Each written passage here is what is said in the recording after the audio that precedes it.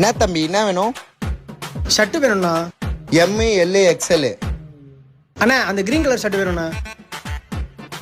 இந்த சட்டை 400 ரூபாப்பா. ஷர்ட் ஓகேண்ணா, இருங்க அப்பா கால் பண்ணிக்கிறேன்.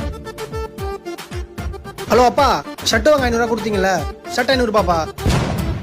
நான் உன்னை நம்ப மாட்டேன், கடைக்காரிட்ட போனை கொடு. இதோ கொடுக்குறேன்ப்பா. Oh my god. அண்ணே எங்க அப்பா கேட்பாரு, இந்த ஷர்ட் 500 ரூபா சொல்லுங்க. தம்பி நான்லாம் நேர்மையா வேலை செய்யறவன், என்னால போயெல்லாம் சொல்ல முடியாது. அண்ணே 100 ரூபாய் தரேண்ணே. அட கொடுப்பா, இதை ஃபர்ஸ்டே சொல்லிருக்கலாம்ல.